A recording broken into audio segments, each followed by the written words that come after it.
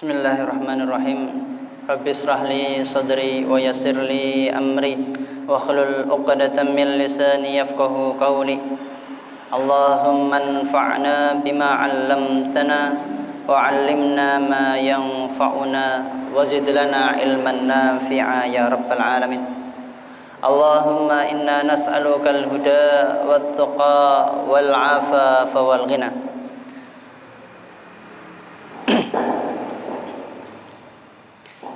Bismillahirrahmanirrahim. Aqulu lakum assalamu alaikum warahmatullahi wabarakatuh. Alhamdulillahi rabbil alamin. Nahmaduhu wa nasta'inuhu wa nastahdihi wa natubu ilayh.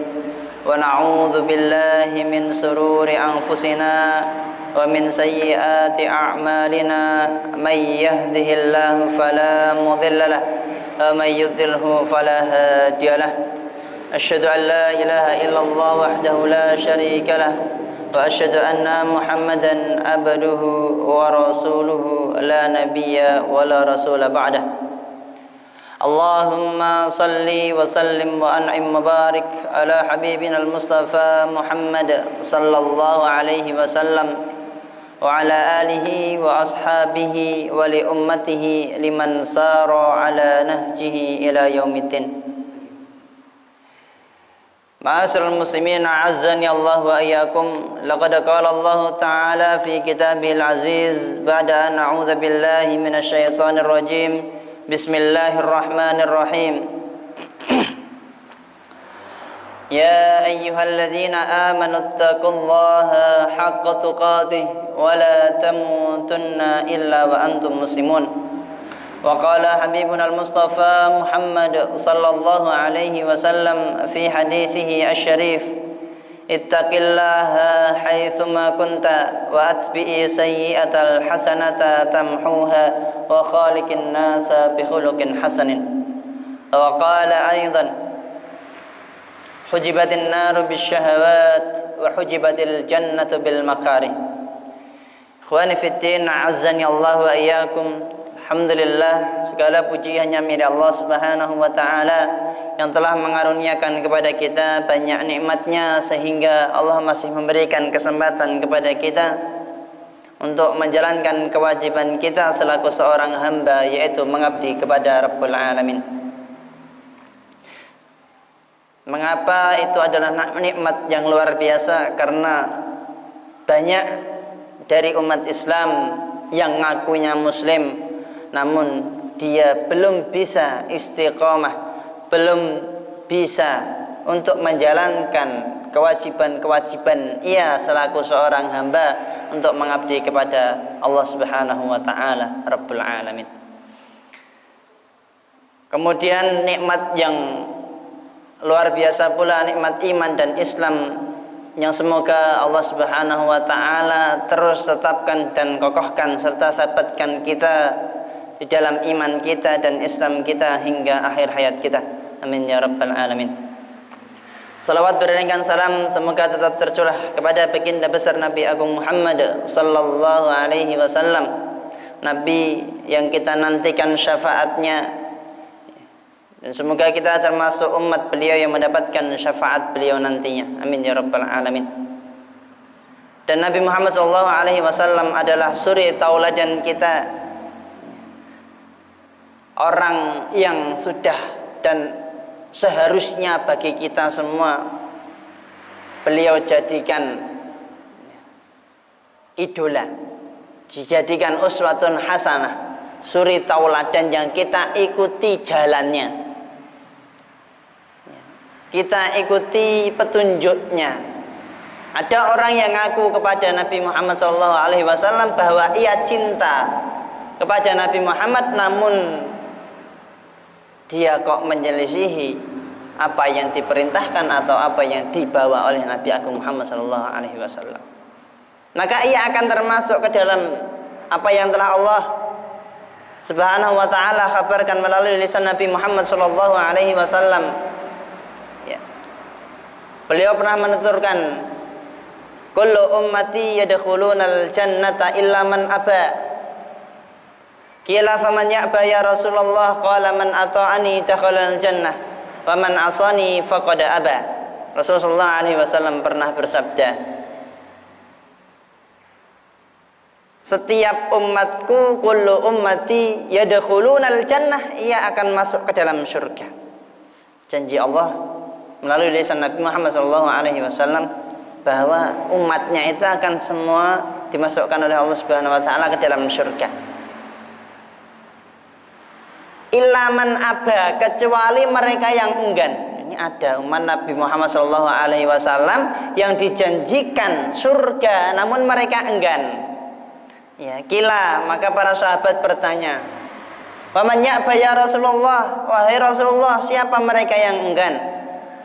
Dijanjikan surga yang penuh dengan kenikmatan, bahkan orang kafir itu kalau mereka berangan-angan berharap juga berharapnya surga. Walaupun ia menyelisihi dari apa yang telah Allah ridhoi. Tapi harapan orang itu pasti ingin itu kenikmatan surga.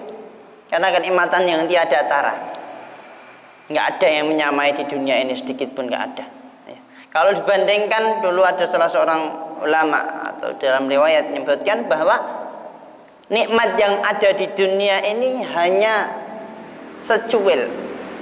Ada menyebutkan kalau Allah Subhanahu wa taala memiliki 99 nikmat, maka yang dilimpahkan kepada manusia di dunia itu hanya satu.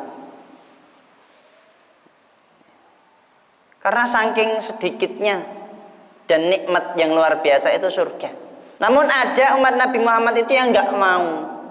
Dan para sahabat heran, siapa? Sudah dijamin surga, ya, namun dia enggak mau, enggan. Qala, maka Rasulullah alaihi wasallam menuturkan, man ata'ani dakhalal jannata wa man asani faqad aba. Man ata'a, siapa saja yang mentaati ni kepadaku. Ya, taat di sini bukan hanya sekedar iya doang. Al-qaul wal lisan wal qaulu bil lisan wal amalu bil jawarih wal yaqin at-tasdiq bil qalbi hum mutasawiyan. Antara ucapan ikrar dia iya, mengakui bahwa Nabi Muhammad itu suri tauladan dan petunjuknya harus diikuti. Kemudian dia yakin bahwa itu suatu kebenaran. Kok tidak sinkron dengan perilakunya, maka itu belum disebut sebagai mereka yang mengikuti petunjuk Nabi Muhammad SAW. Maka antara keyakinan kemudian lisannya binut kibihi yang menyebutkan atau menuturkan bahwa ia itu ikrar kepada Nabi Muhammad SAW, dan jawarih, ya, al-amalu bil jawarih, amal dia dengan anggota badannya itu juga mengikuti Nabi Muhammad SAW. Bukan kita itu milih saja. Wayai Ramadan, ya saya puasa Ramadan. Nek selain bulan Ramadan, ya saya nggak ngibadah lagi. Bukan seperti itu. Itu namanya Islam prasmanan, sakar PDW. Yang mau ya diambil, yang enggak ya ditinggal. Tidak seperti itu. Ya. Kita mengikuti petunjuk Nabi Muhammad SAW itu secara sumuliha, kesempurnaannya. Ya usaha dari sedikit-sedikit. Maka kalau kita sebutkan beberapa waktu yang lalu, al-ilmu qabla al-qawli wal amal. Ilmu itu sebelum kita berucap, berbicara, wal amal, dan sebelum kita beramal. Ilmu itu sebelum kita berucap dan sebelum kita beramal. Ya. Kalau kita belum tahu secara kesempurnaan, secara menyeluruh apa syariat Nabi Muhammad SAW, maka kita ilmui. Maka kewajiban belajar itu seumur hidup. Ya. Kalau Rasulullah SAW ngendika, ya, beliau itu bersabda, "Talabul ilmi faridatun ala kulli muslimin." Mencari ilmu adalah suatu kewajiban bagi setiap muslim. Kewajiban. Kita merasa muslim dan kita mengakui, mengikrarkan muslim. Kita berserah diri kepada Allah Subhanahu wa taala, maka sudah kewajiban bagi kita untuk belajar. Belajar itu nggak harus di bangku sekolah. Belajar itu haitsu syaa, dimanapun kita berada. Kalau kita nggak bisa berguru dengan kiai, ya minimal baca buku dulu, kemudian nanti ditanyakan kepada yang lebih paham kalau ada hal yang muskil. Maka dulu Imam Ahmad ketika beliau sakit, yang ada di samping beliau itu bukan banyaknya obat-obat, namun tinta sama pena. Kemudian ditanya oleh sahabatnya Imam Ahmad bin Hanbal rahimahullah ta'ala, lima tasna' hadza, dengan apa engkau gunakan tinta ini? Bukankah engkau itu sakit? Maka Imam Ahmad bin Hanbal rahimahullah ta'ala menuturkan, ma'al mihbarah ilal maqbarah, bersama dengan tinta sampai saya ke liang lahat. Ini Imam Ahmad bin Hanbal rahimahullah ta'ala, madhabnya yang diakui di dunia. Yang paling banyak itu di Saudi menggunakan madhabnya Imam Ahmad bin Hanbal rahimahullah ta'ala. Ikhwani fiddin, azzani Allah wa iyyakum. Para ulama memberikan contoh kepada kita bagaimana beliau itu belajar, bagaimana kesungguhan dan kemauan untuk menuntut ilmu itu luar biasa. Dan tidak lain, beliau itu mengikuti tauladan yang luar biasa, yaitu Nabi besar, Nabi Agung Muhammad sallallahu alaihi wasallam. Karena Rasulullah alaihi wasallam pernah bersabda, "Al-mar'u ma'aman ahab." Seseorang itu nanti Allah kumpulkan bersama dengan siapa yang ia cintai. Kalau kita cinta kok sama artis yang nggak jelas agamanya, kalau kita kumpulkan bersama mereka, kira-kira mau nggak? Nggak mau. Karena na'udzubillah tsumma na'udzubillah. Kita mengidolai itu harusnya orang yang jelas, sanad keilmuannya jelas sampai kepada Rasulullah. Kita idolakan mereka yang benar-benar berislam dengan sumuliha, dengan kesempurnaan Islam itu, nggak pilah-pilih. Ini sesuai dengan keinginan saya ambil. Ini nggak sesuai dan nggak enak, tak tinggal. Bukan seperti itu. Maka kalau tadi ketika Rasulullah mengutarakan, memberikan kabar, umatku akan masuk ke dalam surga kecuali mereka yang enggan. Salahnya tadi, mereka mengambil atau mempelajari Islam itu yang dibutuhkan saja. Dalam artian yang mau dan yang enak-enak saja, yang nggak enak ditinggalkan. Maka dulu ya, beberapa masa yang lalu, kurang lebih 2 tahun ya, saya ketemu sama salah seorang bapak-bapak ya. Dulu itu beliau memiliki usaha yang besar. Nah, kalau kita kenal mungkin Fatimah Zahra itu ya, itu salah satu milik keluarganya ya. Fatimah Zahra yang di Semarang, Biro Haji Umroh itu, nah, itu punya keluarga beliau. Seingat saya itu namanya Pak Mirza, itu adiknya dari Bu Win. Bu Win itu yang mengurus Fatimah Zahra itu. Biro Haji Umroh atau kita manasik itu di Gunung Pati itu, ya Gunung Pati ya, itu di sana ada biro manasik tuh. Ya, masuknya berapa nggak tahu sih. Ya. Itu beliau pernah menuturkan, ya, beliau ngomong, dulu itu awal saya bisnis kerja sampai saya memiliki, ya alhamdulillah Allah berikan banyak harta, jadi bos dan lain sebagainya. Beliau itu mengambil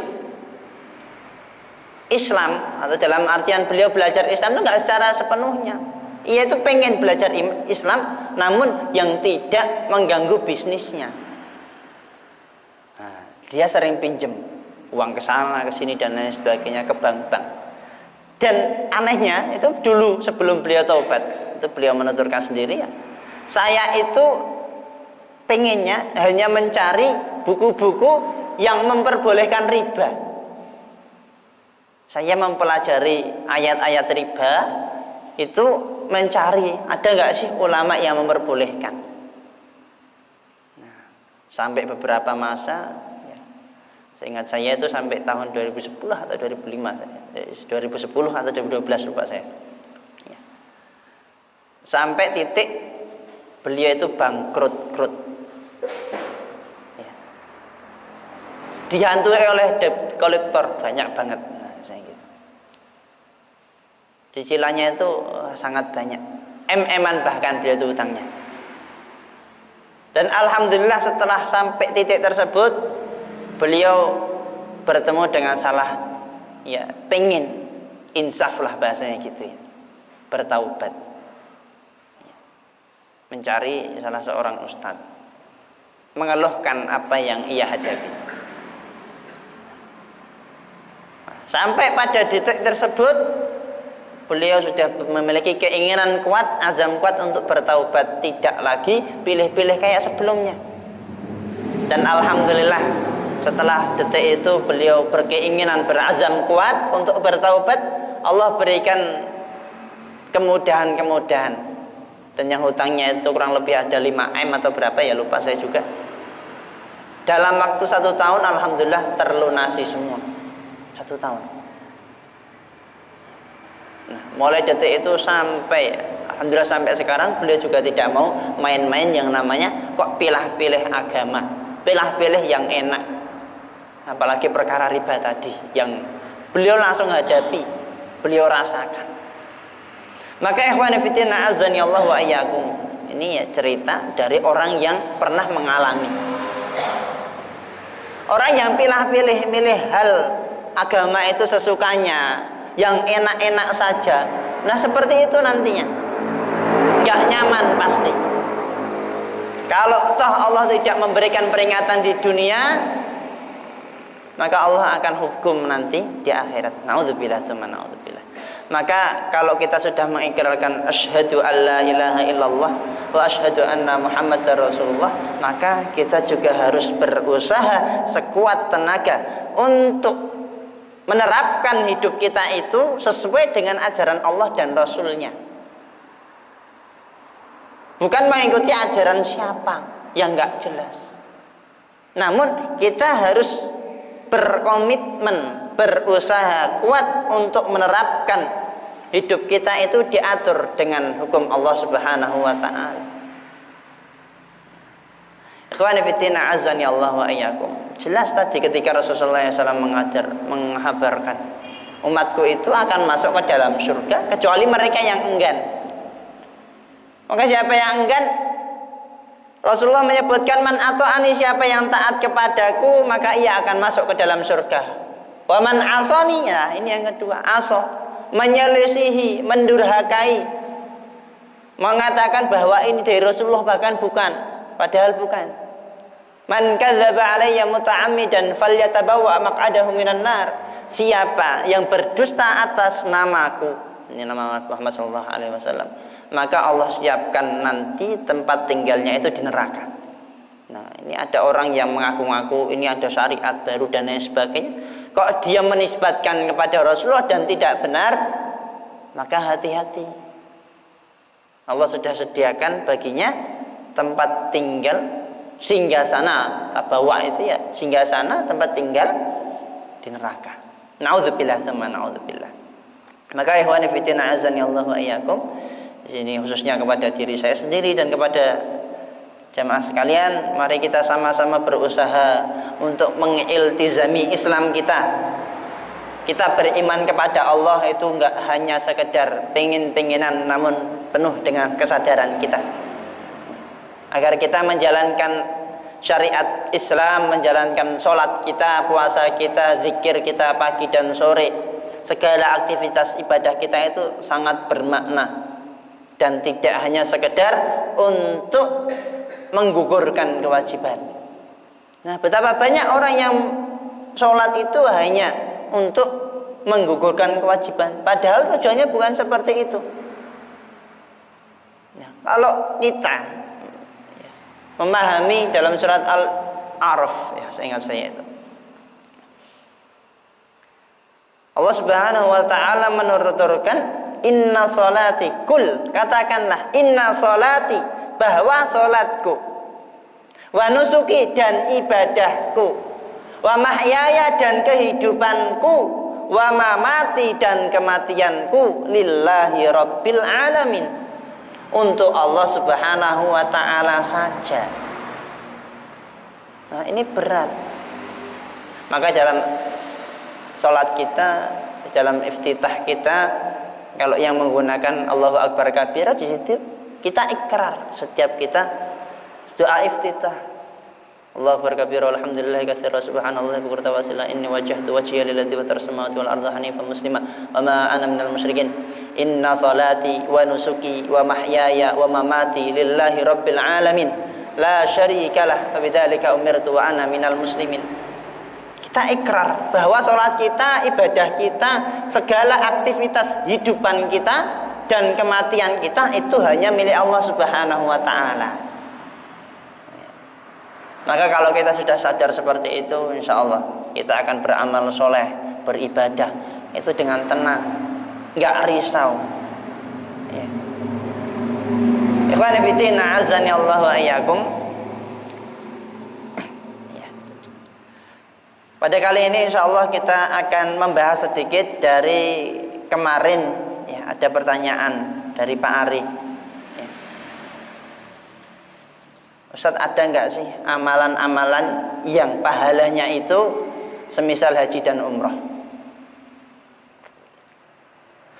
Kalau kita membahas amalan yang pahalanya itu sebesar haji dan umroh, itu harus sesuai dengan nas-nas yang ada, harus berdasarkan dalil yang sharih dan jelas, dan lebih-lebih harusnya hadis yang sahih, enggak yang dhaif atau hasan li ghairihi, atau dalam artian yang lain nanti kita sebutkan bagaimana kita menggunakan hadis yang dhaif itu, boleh apa enggak.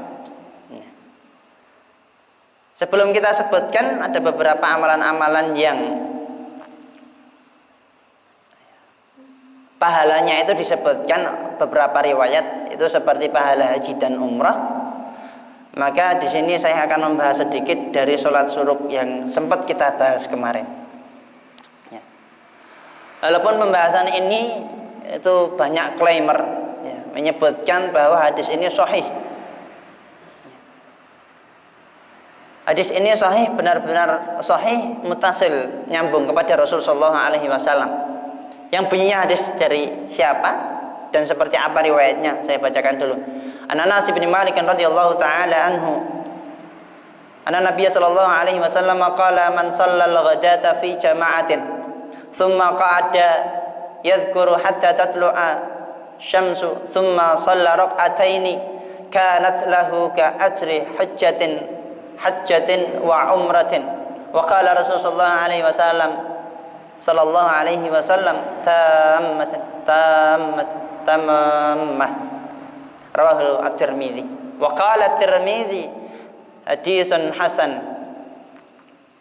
Disebutkan bahwa hadis ini ya, saya artikan dulu dari riwayat Anas bin Malik radhiyallahu taala anhu, bahwa Nabi Muhammad sallallahu alaihi wasallam bersabda, siapa saja yang sholat subuh secara berjamaah, tsumma qa'ada yadhkur, kemudian ia duduk dan berzikir kepada Allah Subhanahu wa taala hatta tatlu asy-syamsu, sampai terbitnya matahari.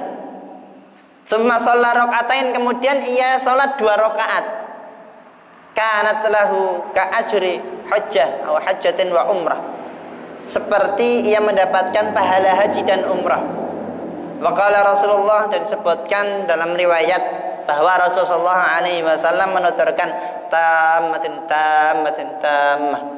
sempurna. Ini riwayatnya Imam At-Tirmidzi. Maka kalau dalam hadis para ulama itu ada kajian namanya ya, tashihul hadis. Kalau di sini saya bacakan kitab Mustalahul Hadis. Kitab Mustalahul Hadis, ya, di sini ada usulul hadis. Pokok pondasi hadis itu seperti apa? Ulumuhu wa mustalahuhu. Ilmu-ilmu hadis, kita mensahihkan hadis dan menjarah hadis dan lain sebagainya itu seperti apa? Dan mustalahnya, mustalah itu kaidah-kaidah penting di dalam hadis. Li Syekh Ad-Doktor Ijad Al-Khatib rahimahullah taala wa nafa'ana Allah bi ulumihi. Dalam hadis ini ketika dikaji oleh para ulama, saya ambil dari keterangannya Imam Ibnu Hajar Al-Asqalani rahimahullahu taala dalam kitab beliau Taghribut Tadhib. Beliau membahas bahwa hadis tadi yang dijadikan bahasanya hadis untuk sholat syuruk dan pahalanya seperti haji dan umrah, disebutkan oleh beliau hadza hadisun dhaifun. Ini hadisnya yang dhaif, lemah. Hadisnya lemah. Bahkan yang meriwayatkan itu Imam Tirmidzi menyebutkan hadisnya ini hasan. Hasan itu baik saja. Hasan li ghairihi. Kalau kita lihat dari kutubut tis'ah, ini sebagai wawasan kita ya, nama hadis. Dalam periwayatan hadis, kitab hadis itu ada yang disebutkan mutafaq. Kalau yang paling sahih hadis-hadis itu ada kitab Bukhari. Kemudian setelah itu baru kitab Muslim. Itu yang mutafaq kesahihannya. Yang lain itu masih mukhtalafih. Ada perbedaan. Kalau kutubut tis'ah itu ada 9 kitab hadis. Kitabnya Imam Bukhari, Imam Muslim, kemudian Imam At-Tirmidzi, kemudian Imam Ibnu Majah, Imam Nasa'i, kemudian Imam Abu Dawud, kemudian Imam Ahmad bin Hanbal, Musnad Ahmad ya. Kemudian ada lagi Imam Ad-Darimi, kemudian ada lagi yang terakhir Imam Malik dengan kitabnya Muwatta' Malik. Dalam 9 buku hadis ini yang tebal-tebal tentunya, berjilid-jilid, ternyata yang meriwayatkan hadis ini cuma dari jalur Imam At-Tirmidzi. Padahal ada 9 kutub besar, ya, ribuan hadis, bahkan ratusan ribu, bahkan jutaan hadis di situ. Allahu a'lam. Ya. Tapi yang meriwayatkan hadis tadi itu cuma dari riwayat jalur Tirmidzi. Dan ketika kita lihat jalurnya, yaitu dari setelah Imam Anas, ya, sahabat Anas radhiyallahu taala anhu, kemudian ada lagi Abdul Aziz bin Muslim, kemudian ada Abu Dhilal, kemudian lagi ada Anas bin Malik, dari Anas, kemudian Abdul Aziz bin Muslim, kemudian Abu Dhilal. Disebutkan di sini bahwa Abu Dhilal ini orangnya dhaif, lemah, ghairu thiqatin, dia tidak kuat. Nah, di sini kalau kita mempelajari periwayatan hadis, itu yang diterima hadisnya itu orang yang thiqah. Siapakah orang yang thiqah itu? Adil, mereka yang adil, terhindar dari cacat, dari jarah wa ta'dil. Kalau ada orang yang menyebutkan bahwa itu orangnya enggak jujur, satu orang saja itu bisa disebut sebagai orang yang ghairu thiqah, enggak diterima hadisnya. Ya. Orang yang thiqah itu, ya, dia terlepas dari hurumil muru'ah, dari hal-hal yang bisa menurunkan muru'ahnya. Contoh saja, kalau kita di Jawa, di Indonesia ini ada yang namanya hik. Nah, perawi hadis kok dia duduk-duduk di hik, itu sudah bisa menyebabkan dia tidak diterima hadisnya. Ada lagi dulu disebutkan bahwa ada salah seorang perawi hadis ini memanggil hewan, iya, bahasanya kayak ayam itu kur-kur-kur gitu dan sebagainya. Sampai di dekatnya ternyata dia nggak bawa makanan, bohong kepada binatang itu. Nah, disebutkan juga innahu ghairu thiqatin, maka dia adalah dhaif, orang yang tidak kuat. Nah, maka kalau kita introspeksi diri, mungkin nggak sih kita jadi perawi hadis itu? Seakan-akan nggak mungkin, ya, jauh banget. Itu dari hurumul muru'ah. Maka dari sini ada salah satu perawi yang cacat, yaitu Abu Dhilal. Maka disebutkan oleh Imam Ibnu Hajar Al-Asqalani rahimahullah ta'ala bahwa hadis ini hadis yang dhaif, yang lemah, dan periwayatnya itu hanya beliau sendiri, satu periwayat saja, ya, nggak ada dari jalur yang lain. Nah, kalau hasan li ghairihi atau ada tambahan hasan li ghairihi itu ada penguat dari hadis-hadis yang lain. Dalam artian riwayatnya sama namun jalurnya yang banyak. Nah, itu hadisnya masuk, bisa hasan. Nah, kalau ini cuma satu, jadinya gharib, asing hadisnya. Nah, kalau kita lihat di dalam kitab yang lain, dalam kitab Al-Baihaqi, punya Imam Al-Baihaqi, riwayatnya Imam Al-Baihaqi juga menuturkan dari Sa'id bin Turaif, haramallahu alaihi an-nar, haramallahu alan nari antalfahu au tat'imuhu. Siapa saja yang dia pergi sholat berjamaah dan mengerjakan sholat berjamaah bersama dengan imam, kemudian sholat subuh secara berjamaah dan berzikir setelah itu sampai terbitnya matahari, kemudian sholat 2 rakaat, kemudian Allah akan haramkan baginya neraka. Ini riwayatnya Al-Baihaqi. Nah, di sini disebutkan bahwa Sa'id bin Turaif itu juga hadisnya dhaif. Orangnya lemah juga dan nggak bisa dijadikan sandaran. Kemudian ada riwayat yang lagi, ini riwayat lain dari Imam Muslim. Nah, kalau Imam Muslim ya tentunya hadisnya sahih dari beliau. Ya. Imam dalam riwayat Imam Muslim, anna Nabiya sallallahu alaihi wasallam kana idza shallal fajra jalasa fi musallahu hatta tatlu asy-syamsu hasanan. Rawahu Muslim, Tirmidzi, Imam Ahmad dan Imam Nasa'i. Ini 4 ulama besar yang meriwayatkan. Kalau ini hadisnya tentu sahih. Nah, dari 3 hadis tadi yang didapati, ternyata hadis Imam At-Tirmidzi itu sangat gharib, asing. Kenapa? Karena ada tambahannya pahala tadi. Ya, hadis yang paling sahih itu ketika meriwayatkan bahwa Nabi Muhammad SAW ketika sholat subuh berjamaah, beliau tetap duduk di tempatnya dan berzikir sampai terbit matahari, kemudian beliau sholat 2 rakaat sampai di situ saja. Itu yang hadis sahihnya. Hadis sahihnya seperti itu. Maka ikhwani fiddin azani Allah wa iyyakum, kalau kita melaksanakan amal soleh tadi, pagi-pagi kita zikir dari habis subuh, rela-rela untuk berusaha agar kita tidak tidur, melawan kantuk kita zikir sampai matahari terbit, kemudian kita sholat sunnah 2 rakaat atau sholat syuruk, maka kita iktidak bin Nabi Muhammad sallallahu alaihi wasallam, mengikuti apa yang pernah dilakukan oleh Nabi Muhammad sallallahu alaihi wasallam. Itu enggak bid'ah, benar. Riwayatnya dari Imam Muslim benar. Namun kalau kita tambahkan dengan tadi riwayatnya Imam Tirmidzi, ya, ada pahalanya seperti pahala haji dan umrah, maka itu hadisnya dhaif, lemah.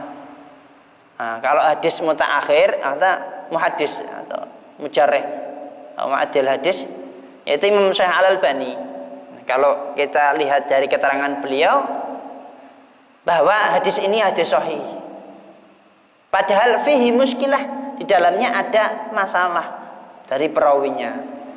Lakin la ba'sa bihi. Ya, kalau pendapatnya Imam Syekh Al-Albani, beliau menuturkan kita mengamalkan hadis itu enggak apa-apa. Ya memang enggak apa-apa kita mengamalkan tadi. Kita sholat subuh berjamaah, kemudian setelah sholat subuh kita memperpanjang zikir kita sampai terbit matahari, baru sholat sunnah 2 rakaat. Enggak salah, kita ikut Nabi Muhammad SAW. Kita ikut idola kita. Dapat pahala enggak? Tetap dapat pahala. Ya. Ikhwan fillah azani Allah wa iyyakum. Nah, itu hadis dhaif ternyata. Ya, dulu saya memahami itu, ini hadisnya sahih, benar-benar sahih. Kemudian berusaha sangat kuat dan lain sebagainya. Nah, namun di sini saya pernah mendapatkan kaidah, kalau kita beramal itu hanya tujuannya mendapatkan pahala, sehingga kita kalau nggak mendapatkan pahala itu nggak ikhlas. Ya. Itu bisa mengurangi pahala kita tentunya. Namun pada dasarnya kita beramal itu nggak usahlah mikir pahala. Cukup kita berharap kita mendapatkan ridha Allah, karena itu yang terbaik. Ketika Allah sudah ridha kepada seorang hamba, maka Allah akan memberikan segalanya. Tapi kalau kita harapannya hanya sekedar pahala, Allah nggak ridho, kira-kira diberi nggak? Nggak mungkin diberi sama Allah Subhanahu Wa Taala. Maka dalam setiap amal soleh kita usahakan tujuan kita beramal soleh itu untuk mengharapkan ridho Allah Subhanahu Wa Taala. Ya, seperti ketika kita itu infak, tujuannya agar dilipat gandakan uang kita. Tiba-tiba kok nggak jadi, dalam artian nggak nambah-nambah uang kita. Gersulah nggak? Tetap gersulah karena tujuannya bukan untuk mengharap ridha Allah Subhanahu Wa Taala. Seperti itu. Ikhwani fiddina azani Allah wa iyyakum. Kemudian sekarang kita akan membahas hukmul amal bidhaif. Bagaimana hukumnya orang mengamalkan hadis dhaif? Beramal soleh dengan bersandarkan hadis dhaif. Seperti apa? Yang pertama, di sini ada 3 mazhab ya, ada 3 pendapat. Pendapat yang pertama, la ya'malu bihi mutlaqan, tidak boleh beramal terhadap hadis dhaif tersebut secara mutlak. La fil mafadhail, tidak di dalam keutamaan-keutamaan, wala fil ahkam, dan tidak boleh juga di dalam hukum. Hakahu Ibnu Sayyid An-Nas an Yahya bin Ma'in wa ilaihi dhahaba Abu Bakr bin al-Arabi wa zahir annahu madhab al-Bukhari wa Muslim lamma arafnahu min surutaihima wa huwa madhab Ibnu Hazm. Ya. Pendapat pertama, kita tidak boleh mengamalkan hadis yang dhaif sedikit pun.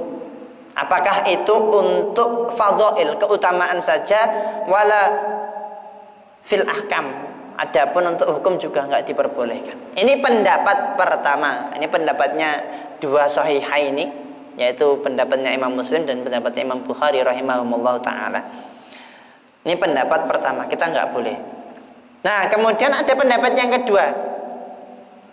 Pendapat yang kedua, annahu ya'malu bil hadis adhaif mutlaqan, diperbolehkan kita mengamalkan hadis secara mutlak, hadis yang dhaif ini. Wa azhada ila Abi Dawud wa Imam Ahmad rahimahullahu taala wa annahuma yarayani dzalika aqwa min ra'yil rijal. Ini pendapat yang diambil oleh Imam Abu Dawud dan Imam Ahmad bin Hanbal rahimahumullahu taala, bahwa kita boleh mengamalkan hadis dhaif. Boleh. Untuk apa? Fadhailul a'mal, untuk menyemangati amal kita, nggak apa-apa. Kemudian yang ketiga, al-madhhab tsalis, pendapat atau madhab yang ketiga, annahu ya'malu bihi fil fadha'il wal mawa'id wa nahwa dzalik idza tawaffarat lahu ba'd asy-syurut wa qad dzakara Syekhul Islam Ibnu Hajar hadhihi as-surut wa hiya ay yakuna dhaif ghairu syadidin yakhruju min infiradil min al-kadhib min al-kadhdhabin wal mutahammin bil kadhbi wa min fahshil ghalati wa qad naqala al-ala'i al-ittifaq ala hadha asy-syart. Pendapat yang ketiga, bahwa kita mengamalkan hadis itu yang dhaif tadi itu tidak mengapa, untuk fadhailul a'mal, untuk keutamaan-keutamaan amal, wal mawaid, dan untuk kita memahami mawaid itu janji-janji. Ini diperbolehkan. Ini menurut Imam Ibnu Hajar al-Asqalani rahimahullah ta'ala disebut Syekhul Islam fil hadis. Beliau itu Syekhul Islam fil hadis, tuannya hadis, dalam artian orang yang sangat berpengalaman dan memahami hadis itu. Dalam ilmu mustalah hadis, kemudian jarh dan ta'dil, beliau sangat paham. Nafa'anallah bi'ulumi. Beliau memberikan surut, namun ada syaratnya. Kita boleh mengamalkan hadis dhaif itu dengan beberapa syarat. Yang pertama, dhaifnya itu tidak kuat, lemahnya itu enggak sangat lemah. Lemah yang sangat lemah itu contohnya sampai kepada derajat batil, mungkar, itu enggak boleh dipakai. Ada lagi hadis yang menyebutkan siapa yang sholat di nisfu Sya'ban itu seperti dia sholat berapa ratus tahun dan lain sebagainya. Itu dhaif jiddan, ya sangat-sangat lemah, itu nggak boleh diamalkan. Ini menurut Imam Ibnu Hajar al-Asqalani rahimahullah taala. Kemudian yang kedua, syarat yang kedua, ayyan dari tahta aslin ma'mulin. Dia itu hadisnya itu masih ada keserasian dengan asal yang ada. Ya, kalau tadi kita lihat hadis yang tentang sholat syuruk itu masih ada, karena Rasulullah SAW dalam riwayat Muslim itu beliau sholat subuh kemudian zikir sampai terbit matahari kemudian sholat sunnah 2 rakaat, itu masih boleh diamalkan. Kemudian syarat tersalis, kemudian yang ketiga, alla ya'taqida indal amal bihi thubutihi bal ya'taqidul ihtiyat. Kalau yang ketiga ini, dalam kita mengamalkan hadis dhaif itu kita nggak boleh mensebutkan itu mempatenkan bahwa ini hadis sahih. Karena kita mengamalkan, kita ini aslinya hadis dhaif kemudian kita sebutkan ini hadisnya benar-benar sahih, itu nggak boleh. Ya. Bal ya'taqidul ihtiyat, maka dia harus sangat berhati-hati dalam memahami hadis yang dhaif tadi, apalagi mengamalkan hadis yang dhaif. Ikhwani fillah, azani Allah wa iyyakum, kemudian diberikan tasih, ya, tarjih dari al-Imam Ijad al-Hadid rahimahullah taala, nafa'ana Allah bi ulumihi. La syakka anna al-madhhab al-awwal min aslama al-madhahib. Dari pendapat yang pertama, itu pendapat agar kita selamat, cukup kita mengamalkan hadis itu yang sahih-sahih saja, nggak usah ngambil yang dhaif-dhaif, apalagi mardud, matruk, batil, mungkar bahkan. Cukup kita ngambil hadis itu yang sahih-sahih saja. Ini pendapat yang lebih selamat. Wa huwa madhabul aslam. Waladaina mimma sahha fil fadail wat targhib wat tarhib min jawami'i kalamin Mustafa rahimahullah sallallahu alaihi wasallam. Dan kita untuk kehati-hatian lebih baik kita mengambil pendapat yang pertama. Namun kita kalau mendapat yang kedua dan pendapat yang ketiga itu nggak apa-apa. Untuk kehati-hatian kita nggak meyakini bahwa hadis itu sahih sampai kepada Rasulullah SAW. Cukup itu sebagai apa ya, motivasi amal soleh kita. Nah, kalau motivasi amal soleh kita itu masih diperbolehkan. Tapi kalau hatta subuti ya, kita menyebutkan bahwa itu benar dari Rasulullah SAW, itu tidak diperbolehkan. Wallahu a'lam bishawab. Ikhwani fillah, azani Allah wa iyyakum. Adapun amal-amal soleh yang disebutkan kok takdilu ya.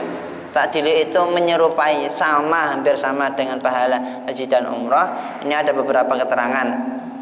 Yang pertama,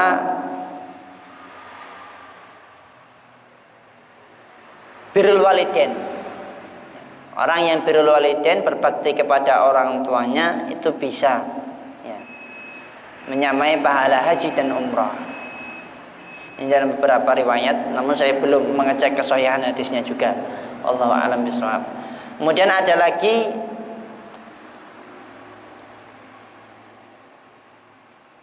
habsul lisan. Ini dari perkataan Fudail bin Iyad. Habsul lisan itu menjaga lisan. Menjaga lisan itu bisa pahalanya seperti haji dan umrah. Ini perkataan dari Fudail bin Iyad, salah seorang ulama tabi'in pada masa itu. Kemudian ada lagi salatul isya fi jama'atin wa salatil fajri. Salat isya secara berjamaah dan salat subuh secara berjamaah.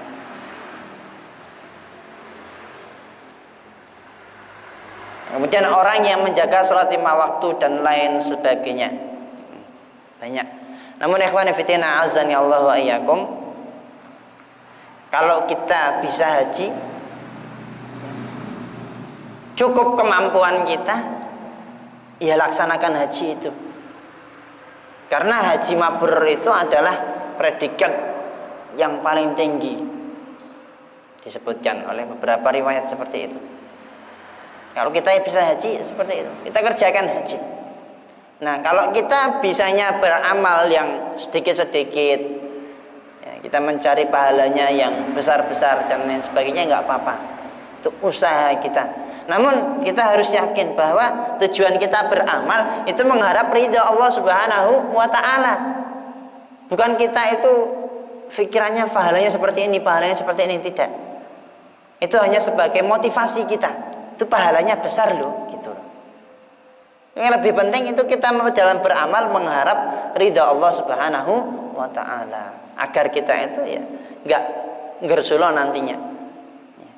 Kalau kita mengharap wajah manusia, ya akan dikecewakan kita. Tapi kalau kita mengharap wajah Allah Subhanahu wa Ta'ala, ridha Allah Subhanahu wa Ta'ala, maka Allah akan memberikan hal yang setimpal dan lebih baik tentunya.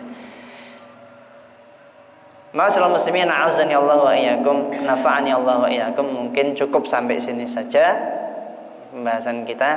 Semoga yang sedikit ini dan banyaknya ada benar dan baiknya datang dari Allah Subhanahu wa Ta'ala. Kita sama-sama belajar. Ada salah itu dari saya sendiri, dan kalau ada yang kurang tepat dan lain sebagainya, ada yang kurang paham, bisa ditanyakan nanti ya. Ya, sebelum saya tutup mungkin ada yang ditanyakan dulu. Satu atau dua penanya saja. Ya. Cukup, monggo. Saya pernah dengar besok kalau hari kiamat Rasulullah akan memberikan syafaat. Pertanyaan pertama, syafaat itu apa artinya? Kemudian pertanyaan kedua, memberikan syafaat apa? Pertanyaan ketiga, apakah Rasulullah waktu masih hidup pernah memberikan syafaat? Nah, barakallahu fikum. Bismillahirrahmanirrahim. Syafaat itu adalah dari kata syafi'an yasfa'u syaf'an, dalam artian bantuan. Syafaat itu artinya adalah bantuan. Syafaat itu ada macam-macam. Ada syafaatul uzma yang diperuntukkan khusus kepada Nabi Muhammad SAW nanti di hari kiamat. Salah satu contoh syafaat itu pertolongan nanti ketika kita di padang mahsyar. Ketika manusia itu sibuk dengan urusannya masing-masing. Ketika Allah Subhanahu wa Ta'ala turunkan, dekatkan matahari sejengkal atau sehasta dari kepala kita. Kita tergenang, kita berenang dengan keringat kita. Semoga Allah Subhanahu wa Ta'ala lindungi kita di sana. Amin ya rabbal alamin. Itu para manusia datang kepada manusia atau nabi pertama yang Allah Subhanahu wa Ta'ala utus, yaitu Nabi Adam. Datang ke sana. Wahai Nabi Adam, mohonkan kepada Allah Subhanahu wa Ta'ala agar kita itu segera diputuskan. Maka Nabi Adam alaihi salam menuturkan, saya tidak bisa karena saya telah pernah melakukan demikian dan saya tidak berani menghadap kepada Allah Subhanahu wa Ta'ala karena tidak pantas. Silahkan engkau pergi kepada Nabi Nuh alaihi salam, dan pergi mereka manusia ini pergi kepada berbondong-bondong kepada Nabi Nuh alaihi salam dan meminta agar Allah segera mengadili. Maka dijawab oleh Nabi Nuh alaihi salam, saya tidak bisa. Silahkan engkau pergi kepada Nabi Ibrahim. Kemudian manusia juga berharap kepada Nabi Ibrahim, dan ternyata Nabi Ibrahim alaihissalam tidak bisa. Silakan engkau pergi kepada Nabi Musa alaihissalam. Ternyata Nabi Musa alaihissalam juga tidak bisa. Kemudian Nabi Musa alaihissalam, silakan engkau pergi kepada Nabi Isa alaihissalam. Kemudian manusia itu berbondong-bondong berharap kepada Nabi Isa alaihissalam untuk memohonkan kepada Allah Subhanahu wa Ta'ala agar disegerakan perhitungan. Kemudian Nabi Isa alaihissalam mengatakan bahwa saya tidak sanggup juga karena saya juga memiliki dosa-dosa. Silakan engkau bertemu, silakan kalian menghadap kepada Nabi Agung, Nabi besar Nabi Muhammad sallallahu alaihi wasallam. Maka manusia itu berbondong-bondong ke sana. Dan ketika manusia telah berkumpul dan manggil Nabi Muhammad SAW dan memohon kepada Nabi Muhammad agar segera diputuskan nasib manusia pada masa itu, maka seketika Nabi Muhammad SAW sujud dan berharap dengan sangat kepada Allah Subhanahu wa taala agar dimulai perhitungan amalnya. Karena nunggunya sangat lama. Satu hari di akhirat nanti itu seperti 1000 tahun hidup kita di dunia. Satu hari itu. Dan di sana ratusan tahun, bahkan ribuan tahun, wallahu alam, saya nggak tahu ya cara sharihnya, hadisnya seperti apa. Ya. Maka ketika Nabi Muhammad SAW sujud, maka Allah Subhanahu wa taala, irfa' ra'sak, angkatlah kepalamu wahai Muhammad, apa yang engkau minta, tusfa, maka engkau akan diberikan pertolongan. Maka ikhwan fillah azani Allah wa iyyakum, itu salah satu dari pertolongan Nabi Muhammad sallallahu alaihi wasallam. Itu disebutkan syafaatul uzma.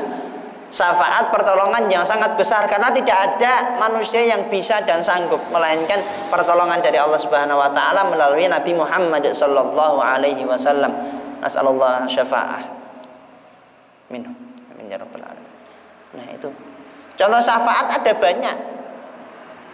Seorang muslim ya, yang selalu bermajlis dengan saudaranya muslim yang lain, itu juga bisa memberi syafaat, bantuan. Ya Allah, dulu ketika saya di dunia sering bermajlis dengan fulan, namun saya ketika masuk ke dalam surga, saya tidak mendapati saudaraku. Maka diperintahkan oleh Allah Subhanahu wa taala, carilah engkau di neraka dan angkatlah temanmu itu. Nah, ini bentuk dari syafaat. Maka ikhwan fillah azani Allah wa iyyakum, saya pun demikian berharap kalau jenengan nanti masuk surga lebih dulu, maka jangan lupakan saya ya. Karena enggak jamin saya itu menjadi penduduk surga. Namun kita sama-sama berharap agar Allah Subhanahu wa taala selalu meridhai kita, hidup kita hingga akhir nantinya. Amin ya rabbal alamin. Barakallahu li wa lakum. Demikian ya Pak. Allah alam bisawab. Ada baik dan benar dari Allah Subhanahu wa taala, kurang dan lebih kurang dari saya sendiri. A'udzubillah kulli khataya. Astaghfirullahaladzim li wa lakum min sa'il muslimin min kulli dhanbin astaghfiruh innahu huwal ghafurur rahim. Akhiru da'wani alhamdulillahi rabbil alamin. Subhanakallahumma rabbana wa bihamdika asyhadu an la ilaha illa anta astaghfiruka wa atubu ilaik. Akhirul kalam. Assalamualaikum warahmatullahi wabarakatuh.